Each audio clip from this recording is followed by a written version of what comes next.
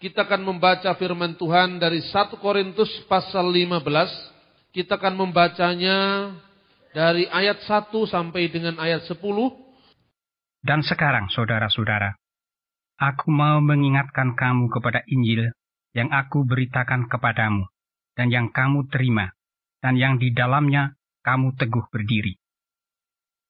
Oleh Injil itu, kamu diselamatkan, asal kamu teguh berpegang padanya, seperti yang telah kuberitakan kepadamu. Kecuali kalau kamu telah sia-sia saja menjadi percaya.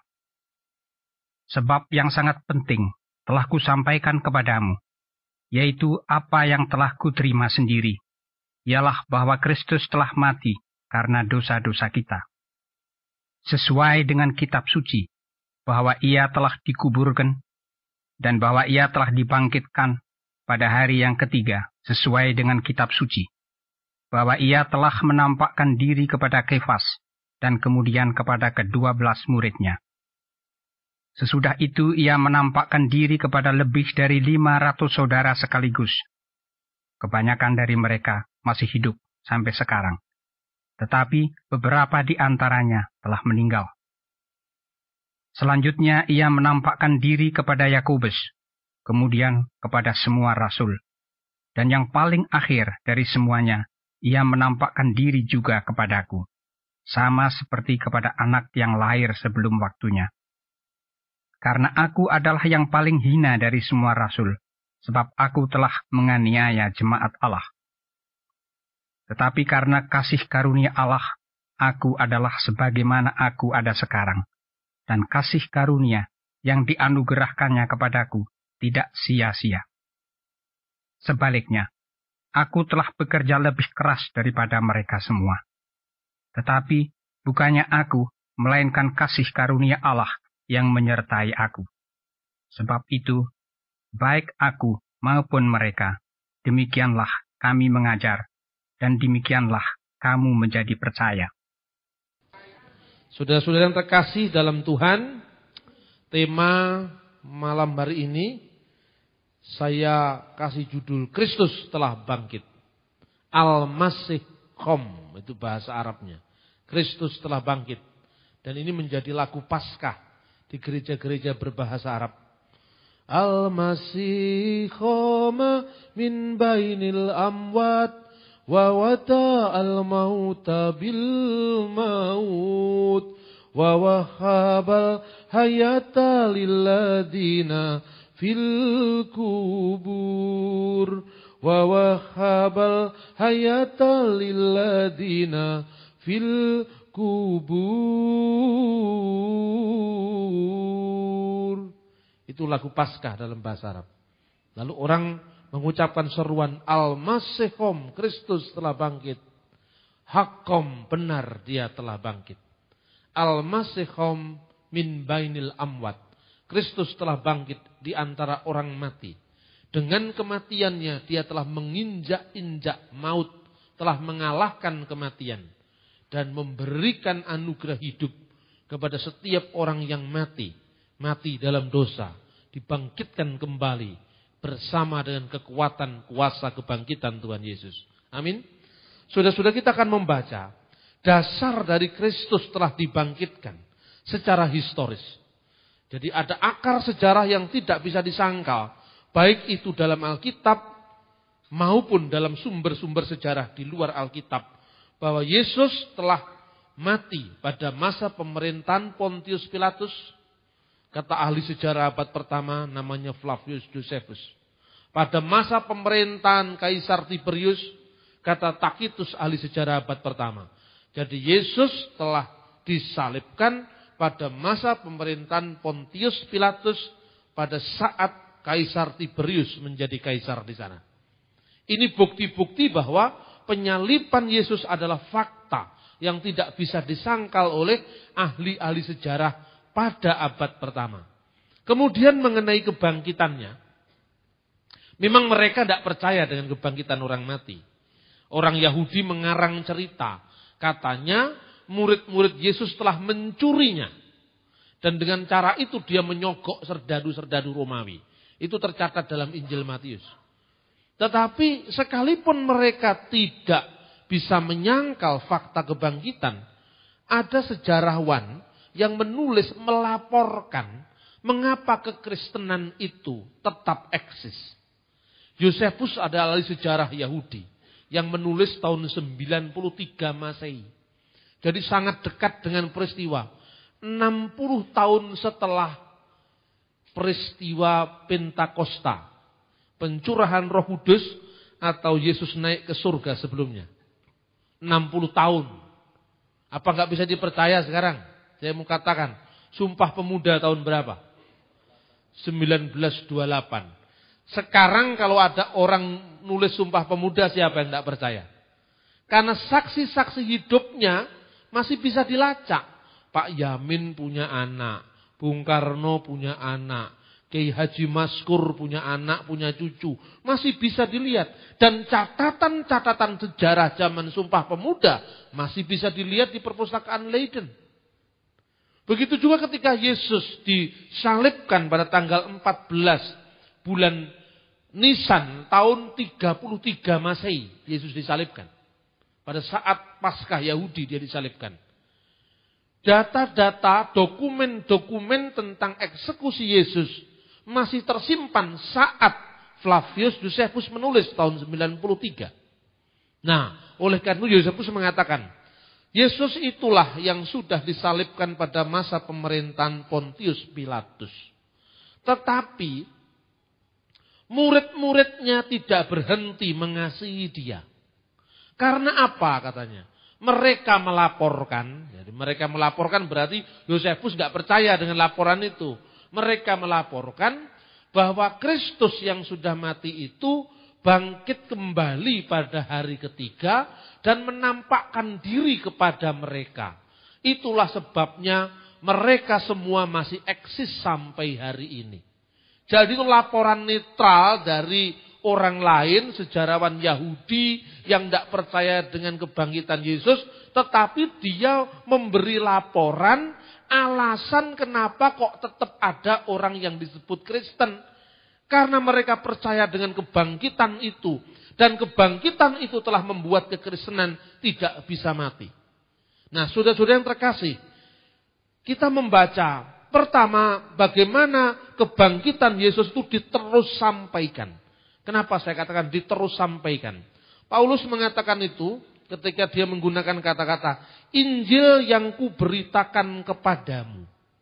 Yang kuberitakan kepadamu itu di dalam bahasa Yunani, bahasa aslinya digunakan kata paredoka garumin. Paredoka yang disampaikan garumin kepadamu. Kenapa? Kata paradosis, paredoka itu artinya yang diteruskan secara tanpa putus maksudnya. Jadi saya berikan contoh. Bagaimana kebangkitan disampaikan secara tanpa putus. Maria Magdalena adalah saksi kebangkitan pertama. Seorang perempuan yang dipilih Yesus untuk mengetahui pertama kali bahwa Yesus bangkit. Lalu Maria Magdalena, karena dia menjadi saksi kebangkitan pertama, maka gereja kuno menggelari dia sebagai Apostola Apostolorum. Rasul segala rasul. Bukan rasul formal. Rasul itu hanya utusan. Utusan dari segala utusan yang diizinkan Tuhan untuk mengetahui kebangkitan Yesus. Lalu Maria Magdalena melaporkan kepada Petrus dan teman-temannya. Ya kan? Baru kemudian Yesus menampakkan diri kepada setiap orang. Dan itu dirinci di dalam 1 Korintus pasal 15 ayat 1 sampai dengan 10 yang kita baca. Pada ayat 3 dan 4. Di sana digambarkan Kristus mati karena dosa-dosa kita. Dikuburkan, dibangkitkan pada hari ketiga sesuai dengan kitab suci. Karena itu dalam pengakuan iman yang menderita di bawah pemerintahan Pontius Pilatus. Disalibkan, mati dan dikuburkan. Itu asalnya dari ayat-ayat kitab suci ini. Lalu dirumuskan kembali ketika gereja menghadapi ajaran sesat. Dan Kristus mati, Kristus bangkit hari ketiga, Kristus naik ke surga. Itu semua sudah ada tertulis dalam kitab suci perjanjian lama sebelum Kristus sendiri datang. Lalu digambarkan di dalam ayat yang kelima bahwa ia telah menampakkan diri kepada Kefas dan kemudian kepada ke-12 rasul. Kalau Anda amati mulai dari ayat 3, bahwa Kristus telah mati karena dosa-dosa kita, sesuai dengan kitab suci. Ayat 4, bahwa ia telah dikuburkan dan bahwa ia telah dibangkitkan.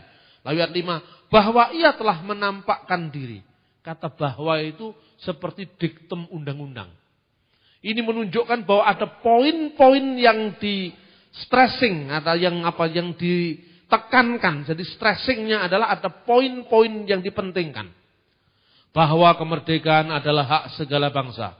Oleh karena itu segala penjajahan di atas dunia harus dihapuskan. Karena tidak sesuai dengan peri kebangsaan dan keadilan. Itu kan bahwa. Coba undang-undang itu mengingat, menimbang, baru memutuskan. Ini gambaran dalam kitab suci bahwa fakta-fakta sejarah. Bahwa kredo sejarah. Kredo itu pengakuan iman yang didasarkan atas fakta sejarah. Tidak bisa dilepaskan dari fakta sejarah. Sekarang ini banyak teolog-teolog yang otaknya itu agak keblinger. Khususnya di Eropa. Dia mengatakan kubur kosong bukan bukti. Loh, maksudnya itu apa? Kubur kosong bukan bukti. Jadi Yesus itu tidak usah ditemukan mayatnya, yang penting dia bangkit. Kejar terus, saya kejar terus. Lalu bangkitnya dalam pengertian apa? Dia bangkit dalam ajaran para murid. Dia bangkit kembali karena Yesus sekalipun mati, tetapi ajarannya tetap hidup pada kehidupan gereja. Lalu saya katakan, apa bedanya kalau gitu dengan Bung Karno? Bung Karno sudah mati, kuburannya ada di Blitar. Tapi Marhenisme masih diteruskan oleh Megawati. Masih diteruskan oleh Rahmawati. Masih dirujuk di mana-mana oleh banyak partai yang mencintai Bung Karno. Bolehkah saya mengatakan Bung Karno bangkit pada hari ketiga? Loh lain Pak, lainnya di mana? Kan sama saja. Jadi iman Kristen mengajarkan kepada kita, kredo sejarah berakar pada fakta sejarah. Kubur kosong adalah bukti kebangkitan. Jadi memang kuburnya kosong, mau dicari di mana? Baru terakhir itu katanya orang menemukan kuburan Yesus di Talpiot katanya. Di Talpiot Yerusalem sana. Sampai mau difilmkan, sudah jadi film di Hollywood. Saya bersyukur film itu tidak laku di Indonesia. Karena yang begitu tidak laku-laku. Di barat itu orang suka kagetan, gumunan, laku yang begitu. Ini ujian untuk iman kita di Indonesia. Nah, dari bahwa tadi ditekankan di situ bahwa Paulus itu menyaksikan berdasarkan saksi mata. Coba kita mulai baca ayat keempat. Pertama dia menampakkan kepada siapa? Kepada Petrus. Bahwa ia telah menampakkan diri kepada Kefas dan kemudian kepada ke-12 muridnya. Kefas itu kan menjadi yang menonjol di antara para rasul. Makanya engkau adalah batu karang dan di atas batu ini aku akan mendirikan gerejaku. Selain Kefas atau Petrus kepada siapa? Kepada ke-12 muridnya. Ya. Lalu ayat 6. Sesudah ia menampakkan dirinya lebih dari 500 saudara. Setelah dia menampakkan kepada Petrus, kepada 12 rasul, dia menampakkan diri kepada lebih dari 500 saudara. Sekaligus. Ya, kebanyakan dari mereka masih hidup sekarang, tapi beberapa yang lain sudah meninggal. Artinya apa? Artinya pada saat Paulus menulis ini, kebanyakan saksi mata masih hidup. Amin. Artinya bisa dipercaya buktinya. Berarti 1 Korintus pasal 15 ini atau 1 Korintus seluruhnya ditulis ketika kebanyakan dari 500 orang yang menyaksikan kebangkitan Yesus itu masih hidup meskipun beberapa yang lain sudah mati. Jadi seandainya Paulus itu bohong seperti yang dituduh oleh beberapa teolog yang sekarang ini ada loh gerakan di Indonesia. Gerakan Kristen yang menolak kerasulan Paulus. Ini memang gendeng mangan semir ini. Ini betul, sudah mulai masuk di Indonesia. Mereka enggak suka dengan Paulus. Ini sudah mulai masuk. Dan mereka yang bikin gini ke Yahudi-Yahudian lebih Yahudi ketimbang orang Yahudi. Katanya Paulus itu bukan rasul. Karena kalau belajar tidak tuntas, akhirnya sudah kacau balau. Kita lihat pertama, bahwa sebagian besar dari mereka itu masih hidup. Berarti kalau Paulus bohong, tentu akan mudah, check and recheck, melacaknya akan mudah. Nah, jadi kerasulan Paulus disaksikan rasul-rasul yang lain dan saksi mata. Itu jelas. Salah seorang yang menjadi promotor, Yesus itu tidak bangkit secara jasmani, itu pendeta Yohanes Rahmat. Pendeta dari GKI, tapi sekarang sudah dipecat dari sinode GKI. Nah, pendeta Yohanes Rahmat itu mengatakan kubur kosong bukan bukti. Karena itu mitos. Mujizat juga adalah mitos. Saya ditanya oleh seorang Kristen yang ragu ketika dia membaca di Kompas tulisannya Yohanes Rahmat. Saya jawab gini, kamu percaya kalau mujizat itu ada? Saya percaya, Pak. Tapi ini kan yang nulis orang pinter, Pak. Nah, kalau sudah gini tuh gimana ini? Kadang-kadang saya mikir, wah, berarti orang awam itu kalau yang ngomong ahli, yang dianggap ahli, dia masih, meskipun dia punya pengalaman, tapi ragu. Karena ini kan orang pinter. Lalu saya berdoa pada Tuhan. Tuhan izinin saya sombong sedikit aja lah. Supaya pekerjaannya nggak terlalu berat. Terus saya bilang, kira-kira, sekarang gini, kamu cari bukunya Yohanes Rahmat, kamu cari kasetnya Yohanes Rahmat, dan kamu cari buku-buku saya, kamu cari kaset VCD saya, terus kamu berdoa pada Tuhan. Ini ngadepi orang-orang awam begini. Kamu berdoa pada Tuhan, kamu setel satu. Setelah Yohanes Rahmat, BN, Bambang Rosjono, Yohanes Rahmat, Bambang Rosjono, terus menerus, lalu kamu berdoa, sambil otakmu supaya dibuka. Pinter mana ini? Gitu loh. Kurang ajar juga saya. Karena itu terlalu lama kalau kita ngadepi dialog satu kelamaan. Dan yang penting, kita jangan menyiapkan forum gratis untuk mereka. Jadi kalau saya ngadepi kelompok-kelompok yang aneh itu, ya nggak terlalu digape. Makanya ketika muncul kelompok ini Unitarian, di Indonesia itu laku keras. Karena apa laku keras? Didukung oleh saudara-saudara Muslim garis keras itu. Karena apa? Spiritnya sama, podo-podo nggak percaya nih. Kan gitu kan? Makanya terus diekspos di Tempo, diekspos di mana katanya Yesus itu bukan juru selamat, Yesus itu bukan Tuhan, Yesus itu hanya manusia biasa, Yesus itu malaikat Mikael yang jadi manusia. Ini banyak orang yang kurang beberapa otaknya itu. Nah, saya tidak mau berdebat dengan orang kayak begini, tapi tunggu mereka, kalau bahasa Jawa, leno pangindahmu mati denganku gitu. Suatu saat datang mereka melakukan musda di Bali. Saya datang mendadak. Karena kalau nggak mendadak, saya bisa diskenario diadu dengan kelompok garis keras. Gitu loh. Saya sampaikan. Nah, kemudian, cirinya apa, Pak? Untuk lihat orang cerdas dan tidak cerdas. Kamu lihat cara ngomongnya dulu. Kalau cara ngomongnya bulat, itu nggak pinter itu. Coba kamu lihat. Saya ngomong, Tuhan beri saya kefasikan bicara. Supaya orang ini cepat-cepat habis. Karena ini merusak pekerjaan Tuhan. Terus yang kedua, kamu lihat literaturnya. Nah, itu pun saya agak ngejek sedikit. Dan sekian banyak bukunya Yohanes Rahmat. Itu semua dari internet coba. Nah kalau dari internet kamu juga bisa. Terus maksudnya Pak, ya harus bahasa aslinya. Misalnya kita ngomong Yosefus bahasa Yunani. Ngomong Talmud bahasa Ibrani, itu baru kamu percaya. Lah ini apalagi pemimpinnya Gereja Global Indonesia yang saya presetkan, sering saya presetkan, Gereja Gumbal Indonesia. Itu pusatnya di Semarang. Itu nulis buku judulnya Persahabatan Umat Allah. Intinya menyangkal doktrin Tritunggal, menyangkal Divine of Jesus Christ. Bukunya nggak sampai 30 semua judulnya bahasa Indonesia. Nah, sudah. Kamu minta bantuan Roh Kudus. Kalau kamu masih meragukan ajaran gereja, gara-gara ini orang pinter Pak, pinter di karo aku. Itulah cepat gitu. Saya begini, saya ngomong sama Tuhan, Tuhan izinkan saya bermegah dalam Kristus. Karena kerjaan saya terlalu lama kalau ngadepi golongannya mbel gedes begini itu.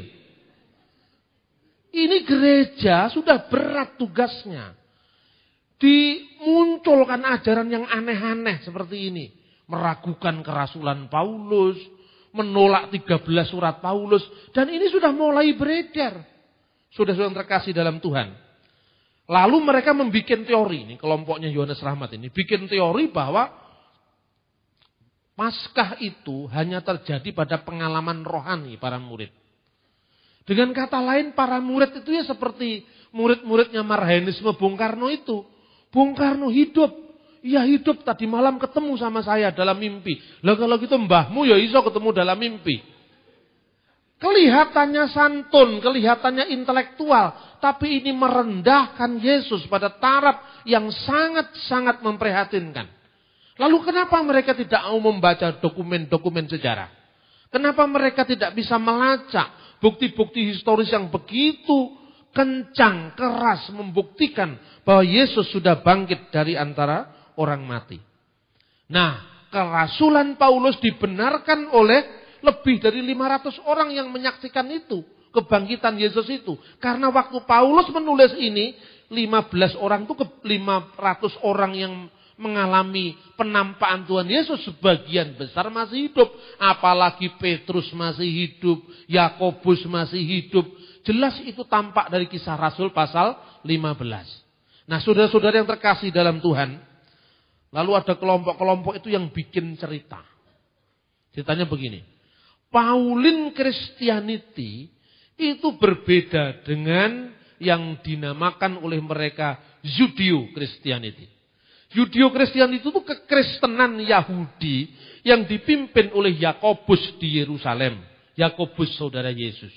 Sementara Pauline Christianity adalah Pauluslah pendiri agama Kristen yang sekarang. Jadi yang namanya gereja kita ini apa itu Katolik, apa itu Ortodok, Protestan, Pentakosta, apa itu Karismatik, itu semua adalah agama ciptaan Paulus. Bukan yang diajarkan oleh Yesus. Sejak tahun 80-an sudah ada buku yang macam begitu. Saya dapat itu di tempat loak itu, terbitan 80-an. Tulisnya Michael Hart. 100 tokoh yang terkemuka di dunia. Nomor 1 adalah Nabi Muhammad. Yesus kalau tidak salah itu nomor 3. Nah ini, tapi untung orang Kristen tidak marah. Tapi ketika Aswendo bikin 10 tahun kemudian marah sampai dihukum 5 tahun di penjara. Ya sudah, tidak apa-apa lah.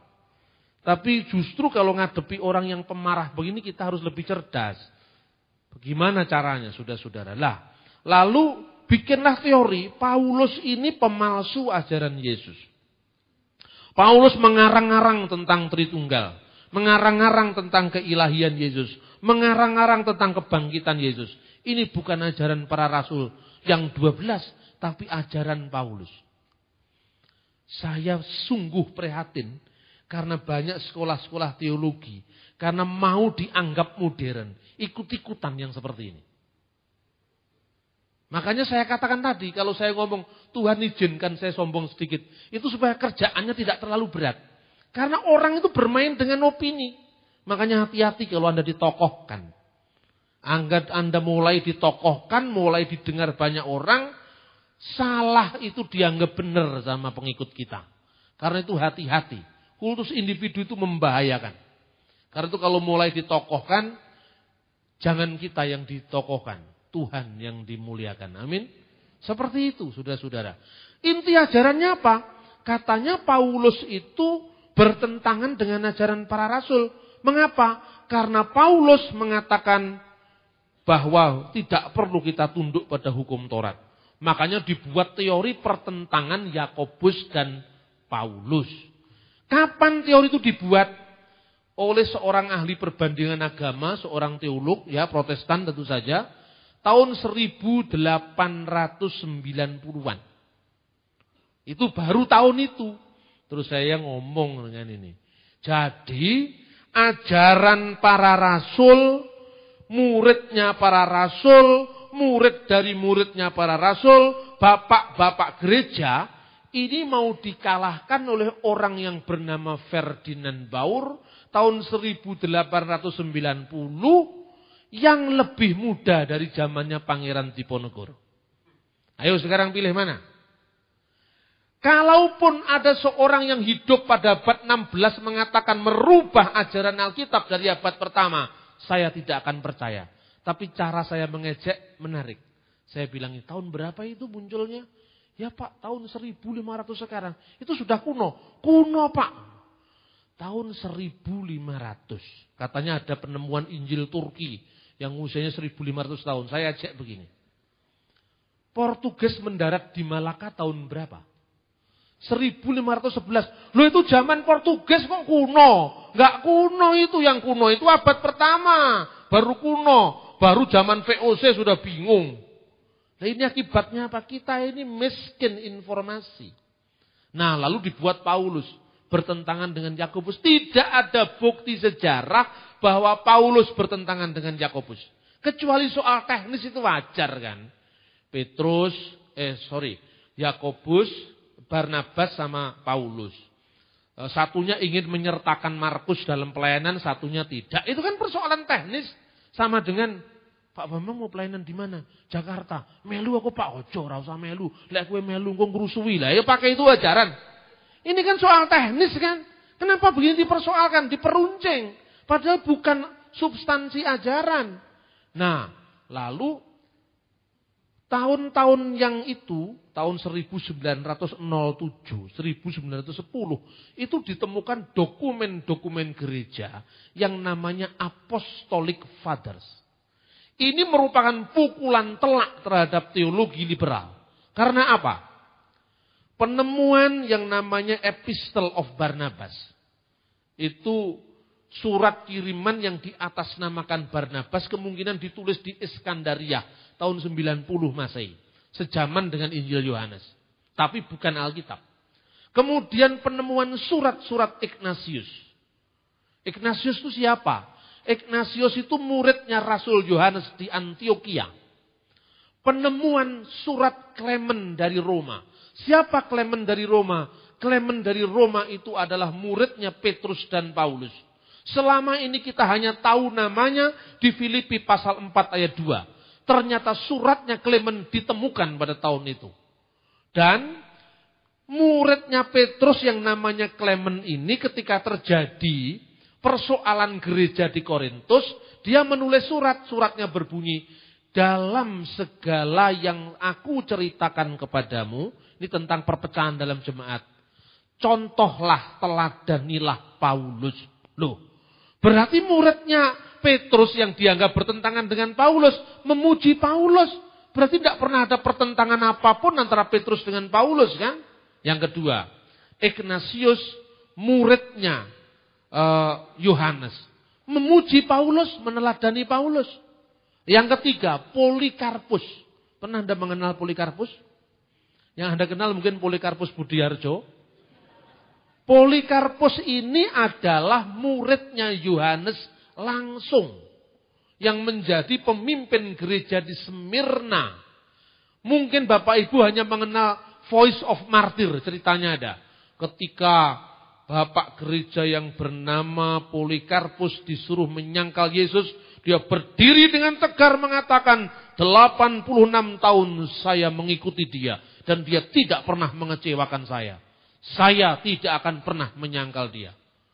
Lalu dalam buku itu dikatakan, mari kita teladani Polikarpus, imannya yang kuat. Titik.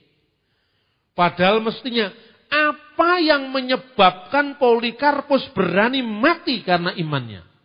Iman yang seperti apa yang membuat dia berani menghadapi resiko? Itu yang gak diceritakan loh, yang penting malah gak diceritakan.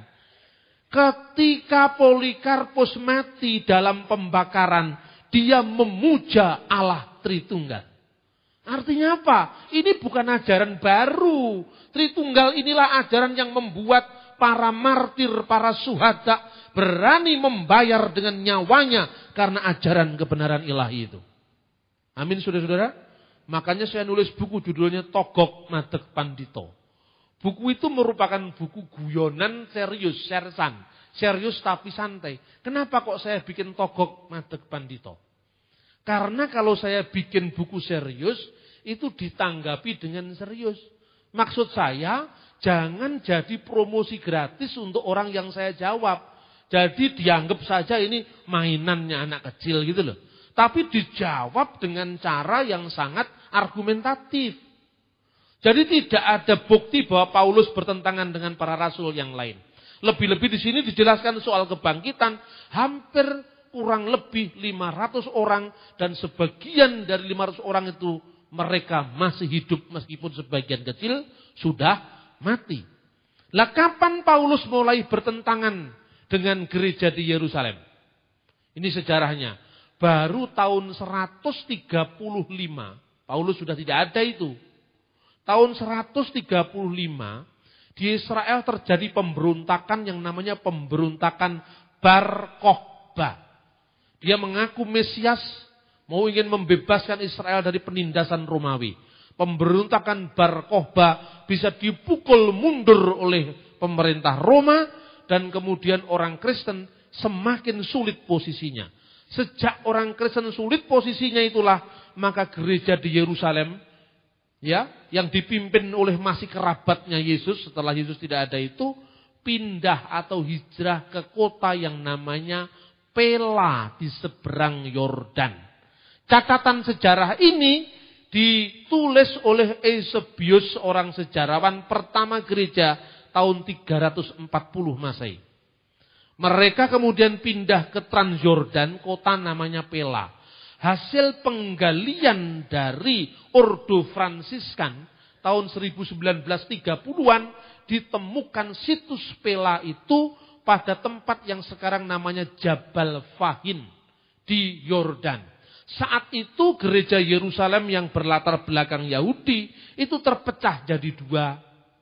Satu yang namanya kelompok Nasrani, kelompok Kristen yang punya kebudayaan Yahudi, melaksanakan sunat, melaksanakan kosher. Kosher itu makanan yang haram dan yang halal menurut Imamat pasal 11.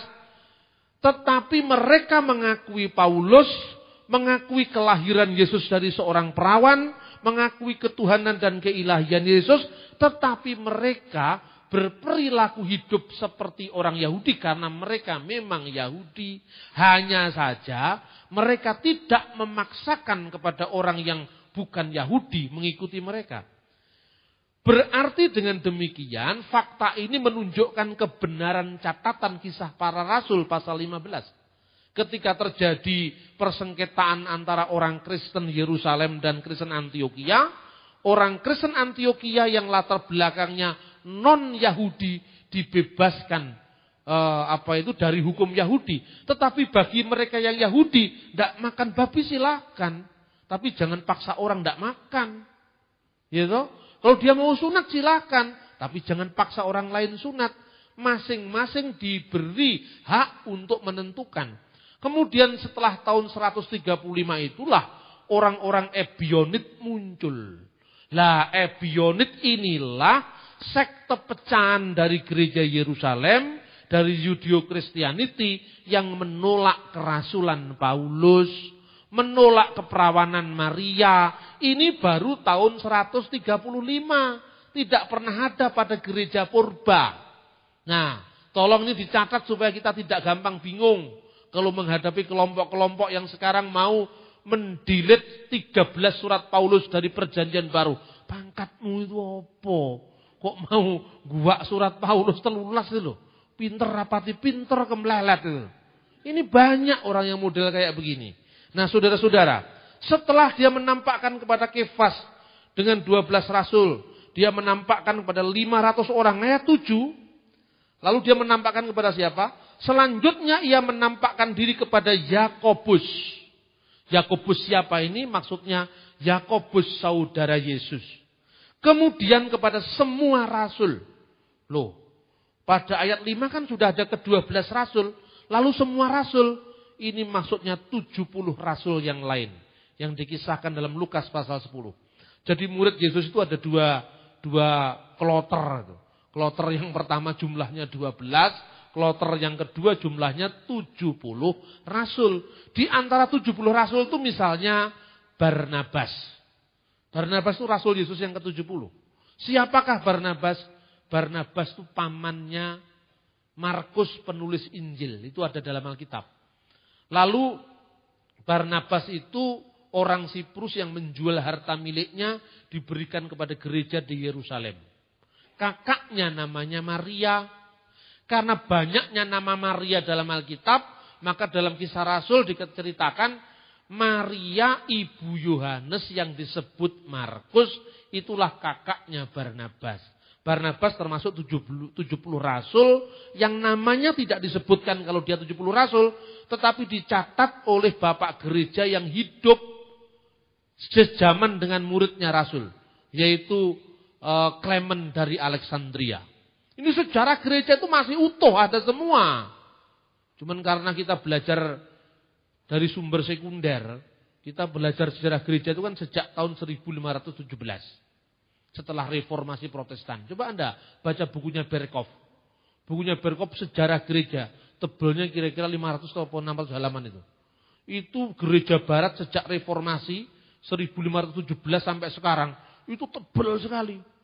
Tapi gereja purba yang ketuhanan Yesus, keilahian Yesus Tritunggal dirumuskan pada masa jarak 1500 tahun sebelum 1517 itu cuma kira-kira 30 lembar. Fair apa enggak? Yang 1500 tahun lebih diberi 30 lembar, yang sekitar 500 diberi 500 lembar lebih. Akibatnya apa? Yang ada di Indonesia teologi konflik. Karena apa? Yang 500 lembar itu semua konflik. Konflik Protestan, Katolik, Wesleyan, Arminian, Calvinis. Itu yang ditekan-tekankan. Karena itu saya tidak pernah tertarik dengan konflik-konflik gereja. Saya Calvinis Pak, karepmu Calvinis karepmu. Saya Lutheran Pak, karepmu Lutheran. Bapak apa aku ora Lutheran, ora Calvinan. Saya kembali kepada gereja purba. Karena kalau saya mau kenal di Ponegoro, tidak mungkin tanya orang Malaysia abad ke-20. Saya mesti tanya orang Jawa yang temannya di Ponegoro, misalnya Sentot Prawirodirjo, Kiai Mojo. Nah itu kan saksi mata. Ini pola pikir kita yang fanatik membuat kita buta kebenaran. Karena apa?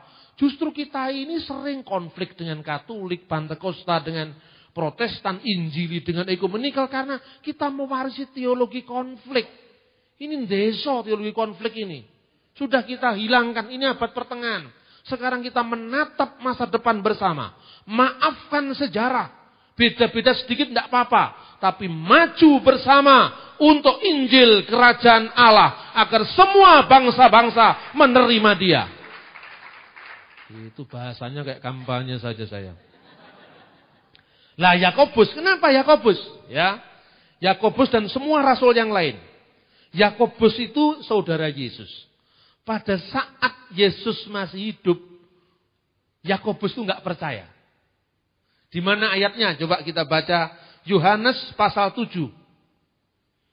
Kita akan melihat bagaimana Yakobus itu tidak percaya. Bahkan kalau dilihat bacaan ini, ya, kayaknya Yakobus dan saudara-saudaranya itu seperti jelomprong nih Yesus itu. Coba kita baca ya, ayat 3. Pasal 7, Yohanes 7 ayat 3. Maka kata saudara-saudara Yesus kepadanya, berangkatlah dari sini dan pergilah ke Yudea, supaya murid-muridnya juga melihat perbuatan-perbuatan yang engkau lakukan. Sebab tidak seorang pun berbuat sesuatu di tempat tersembunyi, jika ia mau diakui di muka umum. Jikalau engkau berbuat hal-hal yang demikian, tampakkanlah dirimu kepada dunia. Sebab saudara-saudaranya sendiri pun tidak percaya kepadanya. Jadi saudara-saudara Yesus kayak Yakobus, Yoses, Yudas, Simon itu tidak percaya. Kapan mulai percaya? 1 Korintus yang kita baca ini menjawab. Yaitu pada saat selesai Yesus dibangkitkan di antara orang mati. Setelah menampakkan diri kepada Petrus, 12 rasul, ya, kemudian kepada 500 orang, kepada Yakobus baru dia menampakkan diri. Saat itulah Yakobus mengerti dan percaya bahwa saudaranya itu, saudara sepupunya atau saudara tiri dalam hukum itu, karena itu anaknya Yusuf dari perkawinan yang sebelumnya. Yusuf itu seorang duda menurut sejarah gereja.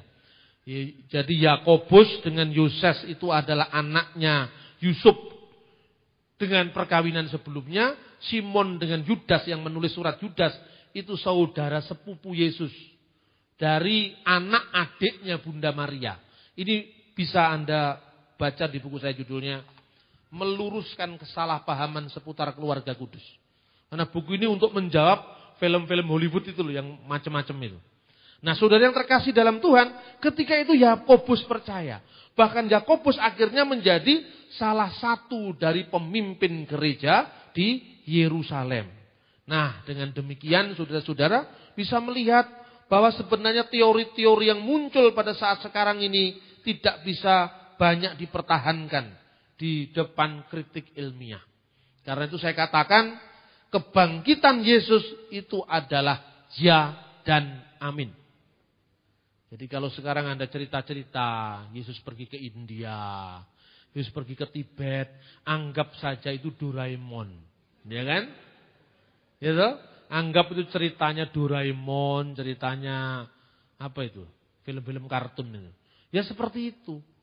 Orang mengatakan begitu yakinnya Yesus pergi ke Tibet. Begitu yakinnya Yesus pergi ke India. Tapi jangan marah. Kalau kita marah, orang suka karena itu tujuannya. Berkepala dingin tetapi berotak cerdas, muter cara gimana caranya supaya orang bisa paham. Saya itu ditamoni saudara-saudara dari Pondok Pesantren Al-Zaitun. Orang-orang Ahmadiyah datang ke rumah. Terus dia menanyanya itu seperti seperti coba Pak Bambang sudah baca apa belum? Dia begitu yakinnya dengan yang dia punya. Ngomong-ngomongnya santun halus loh. Ahmadiyah itu orangnya halus-halus itu. Tidak sama dengan kelompoknya Habib Rizik. Dia halus, santun, bisa diajak dialog gitu. Dia nanya ke saya, Pak Bambang, ini bukunya cukup banyak ya Pak? Ya alhamdulillah banyak. Mulai kapan dikumpulkan Pak? Wah sejak saya SMA mungkin atau lebih itu. Udah lama sekali. Dia lihat yang, wah ini tentang Dead Sea Scroll Pak? Iya. Laut Mati ya. Ini tentang Alkitab bahasa Ibrani Pak? Iya. Yang ini bahasa Arab Pak? Berapa versi? Oh banyak sekali. Terus Bapak sudah punya literatur bahasa Urdu? Sebagian saya punya. Nah, mulai Urdu itu menggiring kepada Mirza Ghulam Ahmad itu. Lalu nanya ke saya, Pak pernah baca buku judulnya Masih Hindustan Mei? Sudah saya siapkan sebelumnya. Karena kalau pasti tamu saya Ahmadiyah itu yang ditanyain. Ini bukunya. Loh, punya Pak? Iya. Bahasa Urdu ada, bahasa Inggris ada, bahasa Arab ada. Bingung dia.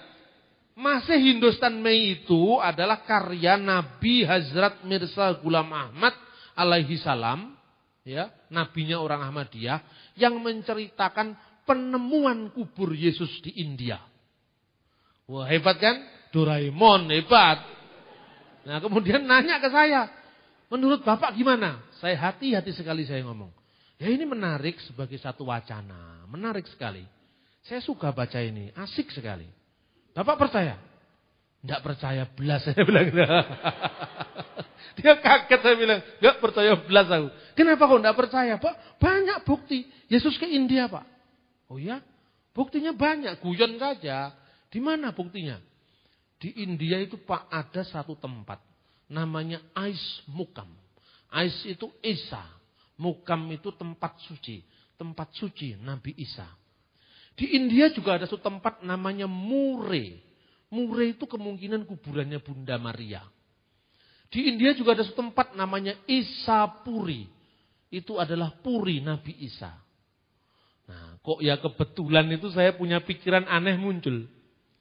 Saya juga bersyukur pada Tuhan sebagai pengikut Kristus karena Yesus pernah mengunjungi kota Malang. Dia kaget loh. Masa kota Malang Pak?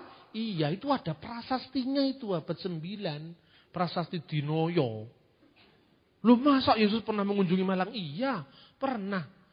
Bapak tahu nggak asal usulnya nama kota Malang? Tahu Pak? Prasasti Dinoyo. Ya itu Yesus itu prasasti Dinoyo itu. Bunyinya apa? Malangku Seswara. Itu asal usulnya nama kota Malang. Bahasa Jawa kuno. Malah itu bahasa Jawa sekarang molo. Kono aja golek molo kon tak antem iki kono. Molo itu kan. Molo itu adalah penyakit sosial. Itu kejahatan. Angkuca dikalahkan oleh iswara. Iswara itu isawar. Isawar itu gelarnya Betara Guru.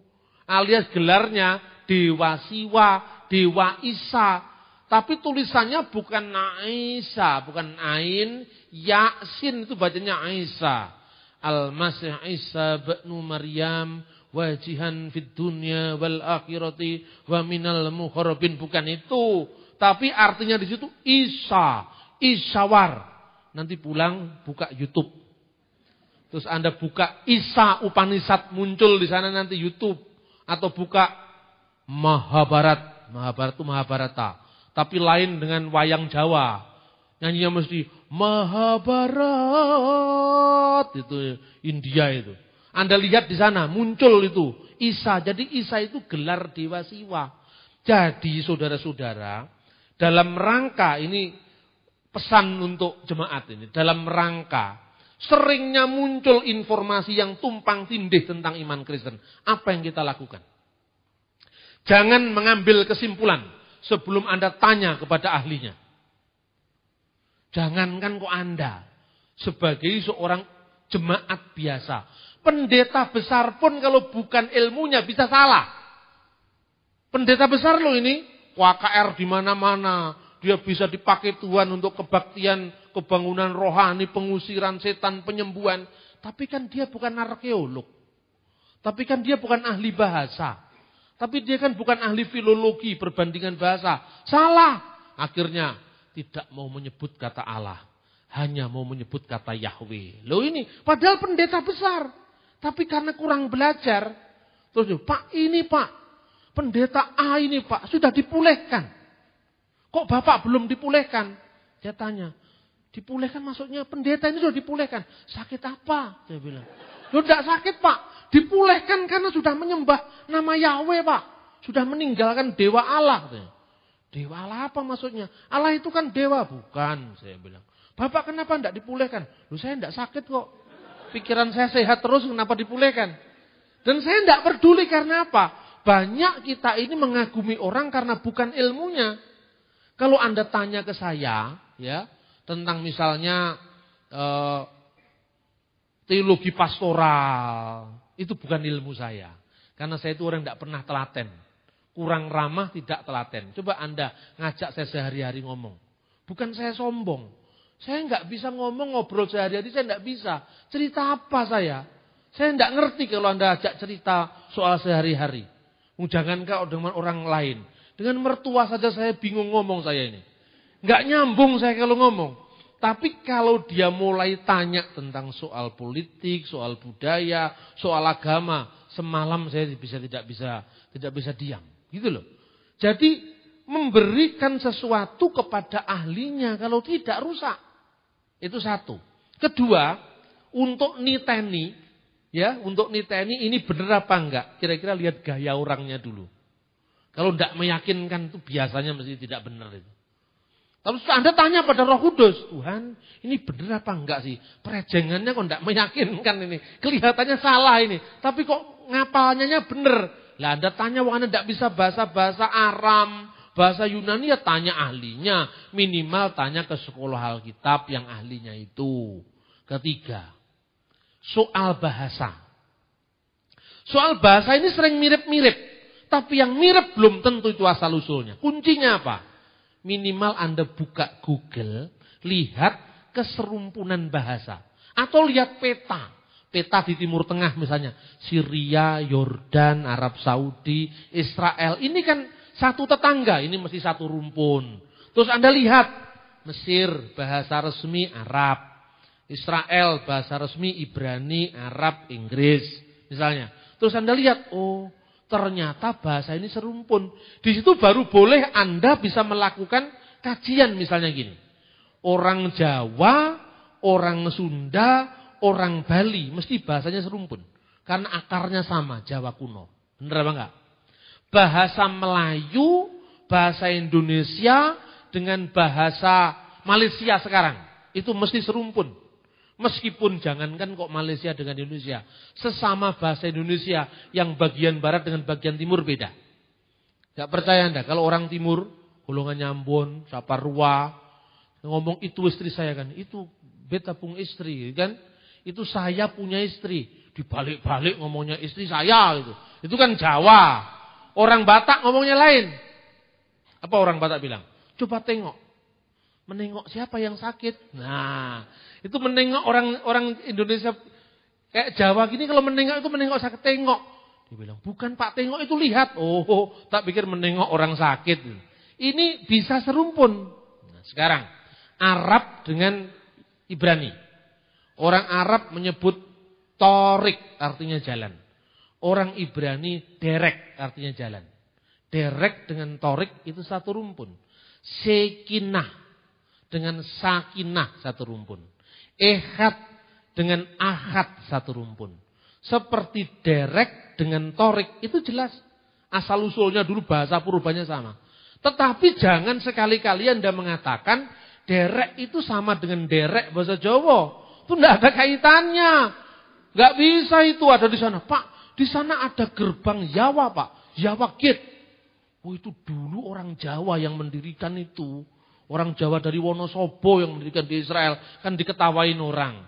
Begitu juga Isa di India. Dengan Isa dengan Isa. Itu nggak ada kaitannya. Karena Isa di situ adalah Dewa Siwa.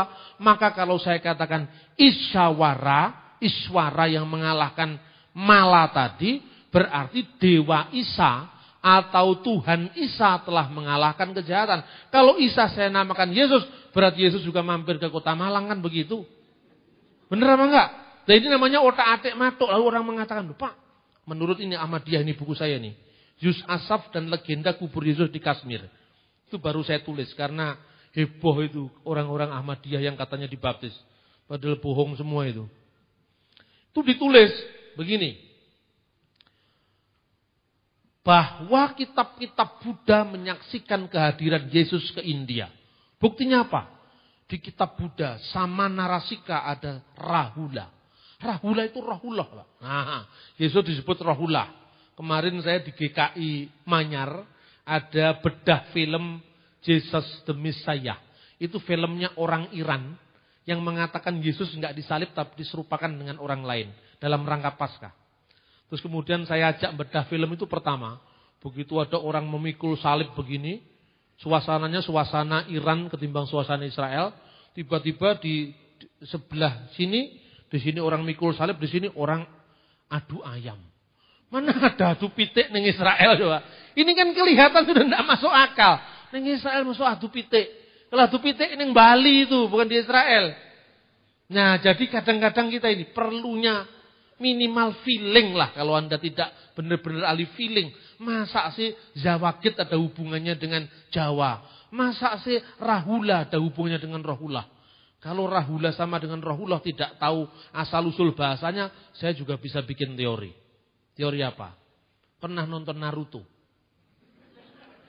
Naruto itu asalnya dari mana? Bisa-bisa orang Jawa ngomong Naruto itu ya asalnya ternyata dari Jawa Pak. Masa dari Jawa? Iya.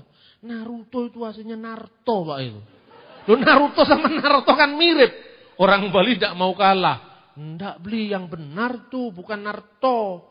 Itu orang Buleleng itu Naruto. Namanya Iwayan Narte. Rusak. Nggak ada kaitannya dikait-kaitkan. Jadi saudara-saudara kesimpulan saya. Kebangkitan Yesus itu disaksikan bukan hanya oleh Alkitab. Tetapi oleh sejarah. Dan itu benar adanya. Karena itu teguhkan iman kita. Berdiri teguh di atas batu karang. Yaitu Yesus Kristus sendiri. Maka kita tidak bisa diombang-ambingkan oleh berbagai macam pengajaran. Dan kita tetap teguh beriman. Dia adalah Tuhan dan Allah. Saya ajak kita bangkit berdiri. Kita ikrarkan pengakuan kita. Yesus Tuhan dan Allah kami.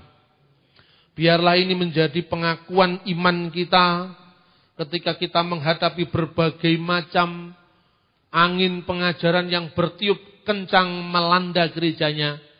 kita diteguhkan, kita dikuatkan, kita berakar pada firman Tuhan bahwa Yesus adalah kebenaran dan hidup, bahwa Dia adalah jalan menuju kepada Bapa satu-satunya. Yesus Tuhan dan Allah kami, Engkau layak menerima pujian, hormat dan kuasa, sebab Engkau telah ciptakan segala